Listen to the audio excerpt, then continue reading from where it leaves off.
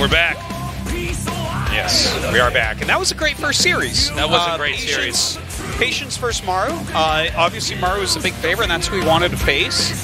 Right. It goes back to your point of, like, this is not a clear path for Maru. This is, you know, he should get out of the group, but that was a close match, and Patience could have won that. He could have won Game 1. He could have won Game 3. Maru was the better player and ended up winning, and I guess that's how it's supposed to be. But, you know, on any given Wednesday, maybe Patience would have won that series. Yeah, I think if Patience had played a little bit cleaner, I mean, you can see a lot of the ideas are there. Sometimes the execution is not. I think Patience actually had moved himself into a potentially winning position, but I think basically the first time I've ever seen anything like that ever in my... How long have we been casting StarCraft for? Forever. Forever. 100 years. At least half my life. I've never seen somebody get pushed inside somebody else's base with nukes and then trade unfavorably. That was definitely a different, interesting... That was something else. It was cool, though. It just shows how good Maru is, how smart he is. And I think that, especially that last game, had so many smart moves on both sides. I'd love to go back in a replay and just pause it several times. But, I mean, that was a great game and a great series. And now this one coming up, I mean, Solar versus Zest. This has the smell of a round of 8 match, if you ask me. Yeah, it feels like it's almost in the wrong spot of the tournament. But look, we have to start reevaluating who's supposed to be where, because frankly, who knows, man, by next year this might just be a round of 32 matches. Everybody's so goddamn good. AB. We're going to Acid Plant. A fight to decide who will control all the acid this plant makes. What are you going to do when this map gets rotated out? I don't know. 30% of your cast is talking about all the acid. All the acid. Who's going to rule it? There can only be one.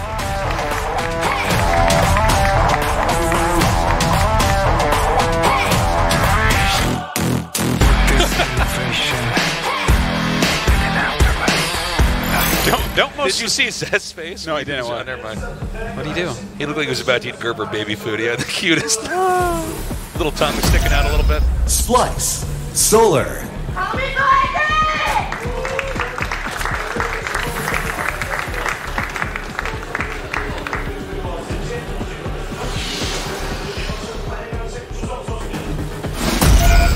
Zest.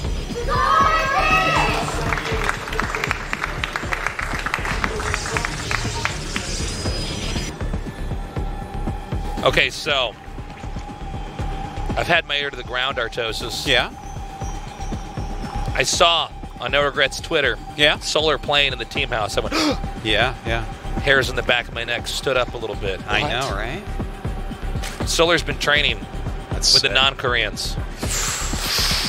Wow. He's like the perfect guy to do it to. His English is amazing. Yeah. We didn't find out until about 6 years ago he spoke English. Some support here for Solar. Whoop. And Mom. Solar first, though. Solar first, though. He's got his priorities in straight. Yeah, no doubt. Mother's Day was We didn't know for last 6 week. years that Solar spoke English, didn't we? We did not know for a long time, and then he was talking to us in English overseas. I'm like, what? He was talking to us in English. I'm like, I don't understand you. Haven't you heard our casting? Unless you can communicate in memes, there's no way to talk to us. Look how even these two are. A really great match for each other. I think so, too. You know, Solar I always think of as a very brainy Zerg player. He's definitely a strategic leader. You know, very specifically, he is actually the, as far as televised professional matches go, the inventor of Hydra Ling Bane. Bet a lot of you didn't know that. It's actually true. He was the first one to show. He showed it in against Stats in SSL. It was a lot of stuff going on at SPO TV where he was really exhibiting that. Yeah, he was. So, I mean, he's one of the players that was really using Swarm hosts when they got changed still, and other players weren't really seeing it yet. And, I mean, he's a very good, very intelligent player. Zest is quite different. Zest has, like, theoretically the best build orders, and in my opinion, the best execution of any Protoss player. And, like, his games can look dominating, and then sometimes he just dies, too. So it's, you know, once upon a time, for sure the best Protoss in the world. Now I only try to argue to keep him top 3 tasteless. Ooh, get back up there. Imagine that. You gotta hold your breath if you're that overlord up there. I know, right? You gotta suck in your stomach suck it right in, there. man. Yeah. Your overlord beer belly hangs out, and that's it. You're eating shots. There's no armor there, that's for sure. No. So it looks like the charge build. Okay. Yeah, look at this. Yeah, okay, so no gases here. We've seen this a lot here in this matchup. You think it'll? Yeah, it looks like it's just going to be. He's just going to have he's going to have the gateways come out. He hasn't pulled the probes off gas yet, though. In the main, normally you pull those and transfer and let's see. Stop your probe production a little bit earlier too. You can get an immortal with this though, right? I think the Robo comes out and then you can get one immortal and do it with the zealots. I think that's what he's. You see what he's doing? This is actually a new version. Okay. This isn't. Okay. It's actually like a more delayed Archon drop. It's like you start with some charge. Who did this just recently? In the round of 32, we saw this, and I'm blanking right now on exactly who did this build, but it was very interesting to see, actually. Maybe it was actually Patience. It could have actually been Patience against Scarlet that we saw this, where it's like you go in, you start your harass, and it's kind of funny because then suddenly DTs are there, and it's like, oh, what's up? And a lot of the games that we saw, in fact, I think it might have been Patience for Scarlet. But anyways, we'll see if he gets a second Prism. Wait, did he just start a second Prism? Or am I just... No, he's going to get a second Prism for sure. So the second Prism will fly towards the main base while you're harassing the other base with charge lots, and then 4 DTs are in your base. And you're like, what? Because it's like, it's just delayed. Like, at the normal times, you expect them to come out. It's so cool with a lot of timings, how then there'll be a second or a third or a fourth timing or an alternative, a transition. And that's because everybody keeps reacting and learning. So here comes the initial attack. Now this is to draw the screen, the intention, everything over to this. And this is a real threat, by the way. In fact, he might, he's going to juggle this. No, he's not doing any more weapons just yet. But he might. He has the option to, depending on how the second attack goes. Now, I don't believe the warp prism has been spotted yet. It has now. Just now, yeah. And it's going to come up. Now, the thing is, the first drop, right? The Zealots are dangerous, so it kind of like pulls your attention, but it looks like Solar's very ready. This is not the first time we've seen this build, so obviously it's going to go down a little bit in efficacy, but... It would seem to me like this is a strategy that can't stay in the meta for long, at least not at the highest level, right? Because it seems like this is one that you slap out of their hands, and they don't get to do that much more with it. Because it's a quick charge... Yeah, well, the thing is there's not that many gates, right? So it seems like the other thing as well is that the momentum of the attack goes away. They made the units. When you do pressure like this to Zerg, you want it to come out at a kind of crazy rate. Now he goes into Archon Harass, which is totally good. That was in the main there. Now there's another. I guess I don't know what's going on with this one. Okay, so he just loses that. That's not good. The wind is out of the sails here as far as the rush goes for Zest. I think right now Solar is in complete control of this game. Yeah, this is definitely not a good situation. You got to use the force field there, yeah. Like, to lose that Prism and those Zods doing nothing, he's already taken a lot of damage on this Immortal, there's no third base. This feels pretty all in at this point. Like, is he just going to have to go... Yeah, look at this, he's adding 3 gateways right now, he doesn't have a third Nexus. I mean, I guess you can throw down a third Nexus and just hope your opponent just keeps making roaches and you can just, like, kill roaches to get ahead. Right. You ever see games like that? It's like your opponent just keeps throwing roaches into your Immortals. And you're like, all right. Like, this is great. This is a game again. I don't know if Solar's going to do that. Solar's usually pretty precise with how he plays. Fourth base being taken. Now, there are Hydras in production. He did squeeze out a few more drones. So Solar really trying to assert a little bit more economic dominance. He's aware that, Zest may keep trying to throw haymakers in here. Well, with the Hydras coming out, this is becoming really difficult for me to imagine any way that Zest can end up taking this, because the first big attack that occurs, like, he has to buy a lot of time with this Warp Prism, basically. There's no splash damage out. Okay, we don't count Archons as splash when you're against Roach Hydra. Like, you need some legit splash. Well, the amount of damage the Archons are eating once you get to a Roach Hydra.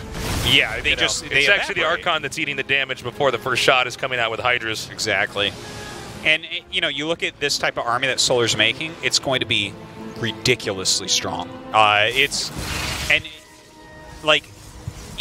you see, like, Roach Hydra, if you have a lot of splash damage, you can make it look kind of stupid. And it's like, well, why does Zerg even have these units? You know, you have a bunch of Psy Storms or something in there, and enough Immortals and Force Fields that you just kind of control the engagement. But like, he's coming up here. The Force Fields might allow him to get a hatchery pickoff. We'll see. But there are Ravagers mixed in as well. Okay, hold up. This angle could be good, especially with the Force Fields. Yeah. Okay, shaves off a little bit there. That might not be enough. Very quick biles. Remember, the sentries, you have this limited amount of mana. The Ravagers, as long as you have time on your side, you can keep taking out the Force Fields. But, maybe with some targeted shots. Hold on. Yeah, good dodge back. Every time these Immortals fire on this hatchery, it's almost out. I don't know how many transfuses are readily available here, but transfuses aren't going to save you for that long against Immortal shots. Certainly right about that. That hatchery is kind of living on borrowed time right now. It seems like he can kill the hatchery, but he's got to be careful here. If he loses too many units, a counterattack can be very deadly. Well, he's actually just trying to win the game here, Zest, it looks like. Is he going to be... I mean, he's not going to be able to, right? I think he needs to get rid of that War Prism. Well, hold on, there's a second War Prism coming in. I think the Hydra count may be too high, though. Yeah. The Hydras are just going to be enough that everything is going to die here. GG, and ultimately Zest burns out in game one.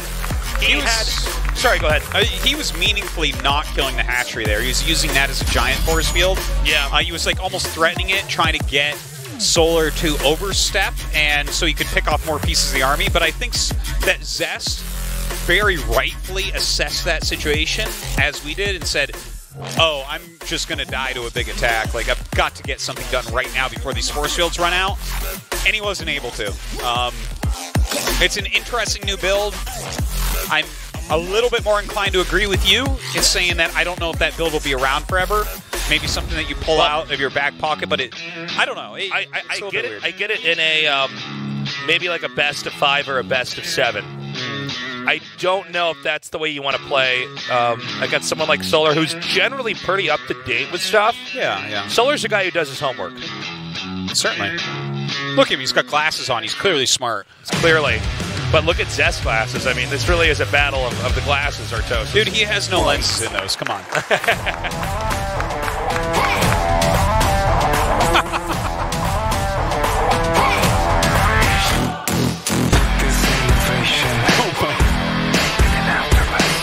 Oh my God, Tasteless. I just had the greatest idea in the whole entire world. Splice. I like Solar. Greatest ideas in the whole entire world. Yeah. Go on. Okay, well, hold on. I gotta wait till Zest gets on camera. Zest is kind of our stud of the GSL, right? He's like he's the guy that's like makes us really look a little bit cooler. All right, take a look at him. Now imagine if Zest, instead of glasses, wore like Horace Grant goggles. Horace Grant goggles, okay. Yeah, like okay, well, you don't know who Horace Grant is. I can see it. I was just waiting for you to. He was like.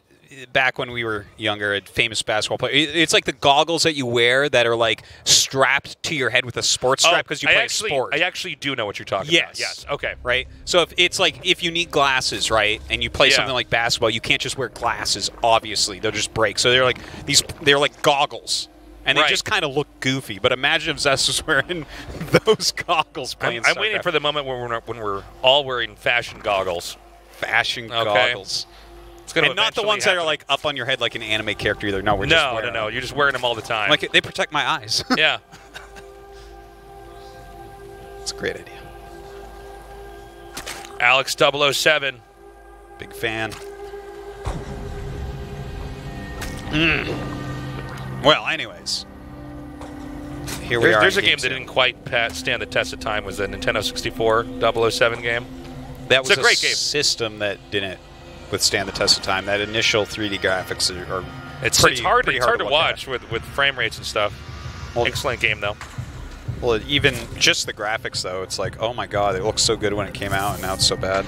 Oh, I remember when that game came out. I went to my friend's house because I didn't have a Nintendo 64 right away, and I'm like, oh, it's over. I'm like, we made it, boys. Yeah. I'm like, this is just we're finally here. This is basically like real life.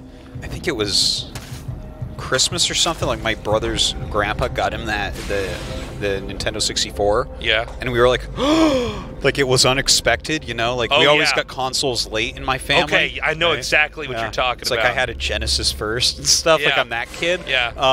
But yeah, when we plugged it in, started playing GoldenEye, we're like, oh my god, like this is so crazy. I can't believe this. And then the Zelda game came out, Ocarina of Time, and there were just tears coming down. Jeez. Like, that's it. Yeah. That's it, guys. We made it. Happy times. Phoenix being made immediately here to clear the Overlord. Yeah, right out of the gate. It seems like, at least so far, and I know it's only game 2 of these guys playing, but Zest very big on keeping any intel out of his base right away. Seems to want to react a little bit later on. Did you ever have a friend whose house you'd go over to when you were little who had all the consoles and the parents were just, they were like never really there, so it was basically like a total decadence, like they'd let you stay up as late as you wanted and they always had soda in the fridge and stuff? It was something like that. Like he had fruit roll-ups. Yes. And he also had the SNES power rifle. Yeah. Yeah. He lived next door. He was great. Yeah, that was, you needed one of those I had a lot friends. of fun over there. Yeah. Let's all remember those friends, the ones that had the consoles that we didn't have, or maybe you were one of those people. You're listening to this, you're like, that was me, that was my family. Well, you're a good person. Definitely a good person. Yeah. Getting to eat fruit roll-ups and play all the new games. That's right. Yeah. And like, sharing that experience. Chrono Trigger, whoa! Whoa! Are you sure it's 1 a.m.? We don't have to go to bed. Oh, do you see this? I see Do you see it what now. I see? A second Stargate. Yeah. What year is it? That's crazy. This like looks we like all haven't these seen... ASL builds we're seeing in StarCraft 1. We're like, huh, 2 Stargates against a Zerg. But this is, it's What like if he starts making Corsairs out of there, and we're like, oh my god, that's a unit in the game? I think he's just going to go 2 Stargate Phoenix from here. I think so.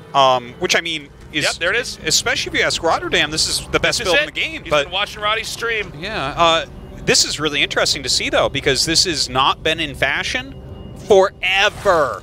It's been so long since we've seen a top-level pro really utilize something like this, other than very occasional games.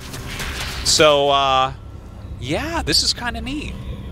Now, stuff like this, you probably can't bring out more than once in this matchup. Maybe in a whole season. We'll see, though. We'll see if it actually has more viability. Yeah, I mean, once upon a time, stuff like this was almost standard. So, especially in this meta where you're always seeing roaches first. Like, look, he's just making 8 roaches, right? How do you think roaches, like 8 roaches against 8 Phoenix, who wins? Well, the roaches just barely, but I was going to say the roaches can't attack air, but you know, on some level they're beefy enough that they might be able to do a little bit more before the Phoenixes do. Look at that! Look at this. Canceled the spores. Now he's got a double spore. First Phoenix comes in. A pickup here on this roach. You can really see how long it takes to kill a roach in the air with Phoenixes. Now the real threat though is the Phoenixes taking out drones or overlords. Yeah, picking off a few so far. As long as you're not losing a ton of Phoenixes, you're going to be in pretty good shape here. In theory, you don't want to be trading here. Anything more than shields, I guess. Now, the response is to send the roaches northbound and start hitting the third base. Now, I don't know exactly how this pairing goes, because this is still a lot of queens up in the air. He is picking the queens with the transfuse energy. Now, there's another transfuse there. He actually definitely made a bit of a mistake right there. Okay, this is going to be bad.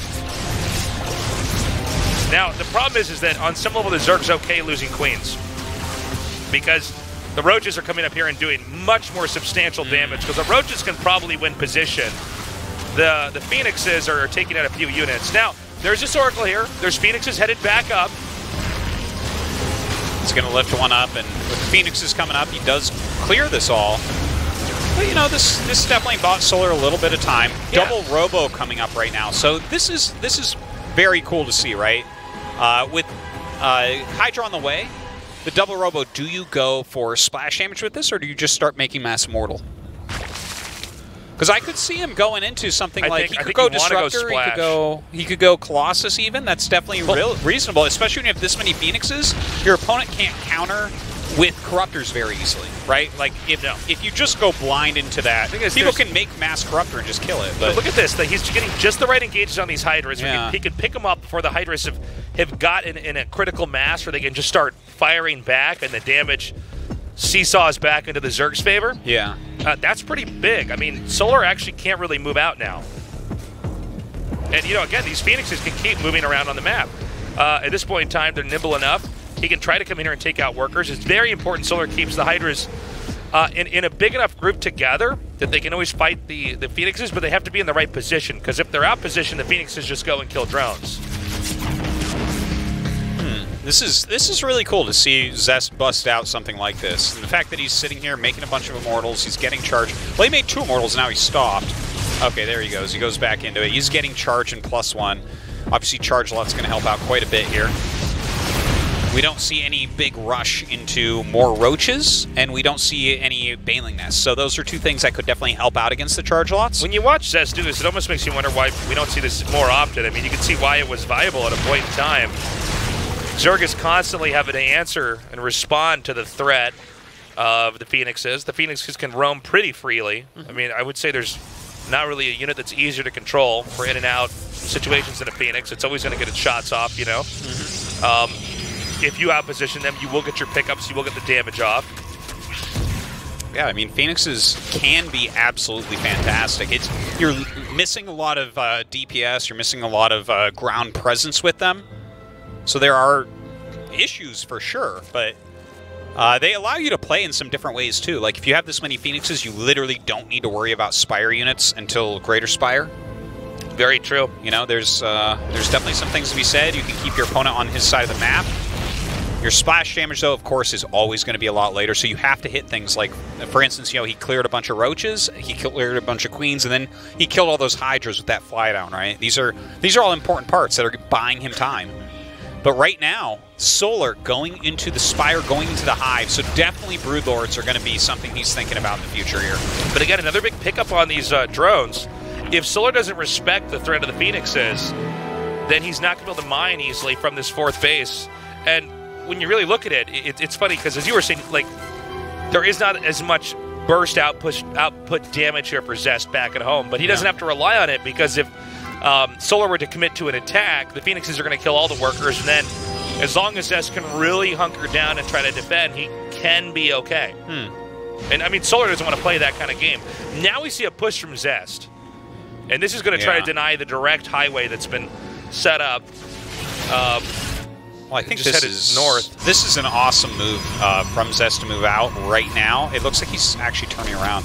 I like the idea, though, of an attack coming up pretty quickly from here, because I think one of the things that are probably a weakness for these Phoenix-based plays, and now the thing is we don't see many plays that are like what we've seen here, but when you get up to an actual death ball, Phoenixes no longer do anything, right? Like Hive Tech, Phoenixes don't do anything against Hive Tech. Broodlords, like, they don't really damage Broodlords quickly enough. Obviously, you know, Ultralisks, they don't lift up Ultras. There's all sorts of things you can do with that Hive Tech. Wow, okay, not bad at all. Yeah, a little bit of indecision there by Solar. Yeah, you have to really do your damage quite quickly there. But Solar does have Hydra Bane out now. That could be really scary. Certainly. There is Storm available here. Sometimes that's the best answer. If you can blanket those storms correctly, then everything else sort of fires down on the bruised units. Yeah. And ultimately you just come out way on top as the dust settles. And the double Prism out right now. I mean, there's definitely some really good things going on here for Zest, but as this Greater Spire finishes, if he morphs a bunch of Broodlords and goes, then Zest has to make him pull back with the Prisms, because the actual army Zest has right now is going to be completely countered if there's Broodlords involved. It's like he just doesn't have anything that does anything against Broodlords. And this is so often something that we are seeing in PvZ for the last months, is that there's a moment when Broodlords pop out, and that's the danger moment, where it's like you just don't really have anything against Broodlords. There's always this little bit of lag time. You almost, unless the Protoss is super far ahead, you generally don't see any carriers or Tempests out when those Broodlords are done. That's so if he hits right now, and the thing is, it can be hard to know this, but like if he were to hit right this second, I feel like you could get something done, but you know, he's flying back, he's not. If you notice though, Zest is not being ambitious expansion-wise. If Solar's going to push, he has to really commit. He's going to be far out on the map. We saw earlier on Zest push through the middle of the Creep Highway. I mean, there is... It's a good point. And so, you know, maybe Zest is okay with this. Now we see that expansion immediately denied. But, you know, from here, I think Zest can try to stay back for a little bit. Zest can? Well, I think he needs to stay as far back from this as he can. I think you want this army as far off from the creep as humanly possible. Sending in some Zealots for a bit of harass. The army of Solar is still kind of poking at the front. There's 3 Tempests out already. I don't believe there's a Mothership yet. Yeah, not quite. But with 3 Tempests, you can definitely start to kill off these Broodlords. There's no Vipers or anything. Okay, so he's going for the weaker position here for Zest. But at the same time, he can flank that pretty easily. I was going to say there's not much to defend there, but I guess if you do try to commit there. And you can see if you overextend when you're off the creep, then these Tempest shots are going to connect quite nicely. Now, I will say, this many Immortals on the ground doesn't let you push through Broodlords very easily. But even now, Zest is beginning to do that. And he needs these Tempests to connect on top of the Broodlords. Yeah, he definitely needs to pick those off right there. The Ling Hydra Bane kind of turning around, hemming and hawing a little bit. And of course, those Phoenixes holding back the Corruptors. But that's basically all the anti-air since he killed off the Archons. So the Phoenixes are coming in. Now the Corruptors are trying to come in here to help out. And these storms are absolutely beautiful. But Zest's army is getting thinned out. The supplies really tell it all. It's just Tempest, and the Tempest can't contest with all these Lings, all these Hydras on the ground. They have to fight the Corruptors first. And it seems like the ground army is big enough and a large enough of a distraction. The Corruptors chasing away these Tempests. The same problem the Broodlords have if they overextend is true for the Tempests as well. The Tempests are being picked off. And it would seem like now Solar has map control. He's got superior tech. He has the option of taking the remainder of the expansions on his side of the map and also possibly just doing a full-on push through, cleaning it up with an army comp he had earlier, Hydra Bane. Yeah, and I think that's a perfect way to play this right now. Don't get overly fancy. If you cleared out the actual basis of Zest's army, he no longer can deal with Ling Bane Hydra. Right. You need an actually pretty complex army as Protoss to kill that. Yeah, it takes a lot longer to set this up. He's going to melt down the Nexus, and there's no real easy answer to this. There's another attack coming up. I believe it's just a screenshot away. Nope, we're not going to see it. We're going to watch that instead. GG. So Solar does it, 2-0. Yeah. Strong play out of Solar. I feel like that second game, Zest did a lot of things really coolly and did a good job as well, but maybe overcommitting on the attack slightly. Like, his army was quite good for a bit. I feel like he had a moment where he might have been able to attack earlier on before the Broodlords. Maybe he didn't have the right reconnaissance to, or maybe he didn't feel that he wanted to attack on the creep like you were talking about. And then, yeah, I don't know. When he actually did attack, though, I felt like that was a little bit weird, right? He has a mostly Immortal-based army at that point. It was a little bit strange. We go to the winner's match after this short break, Solar versus Maru, to see who our first survivor is to move on to the round of 8 in the GSL. Take it to the edge, take it to the other side.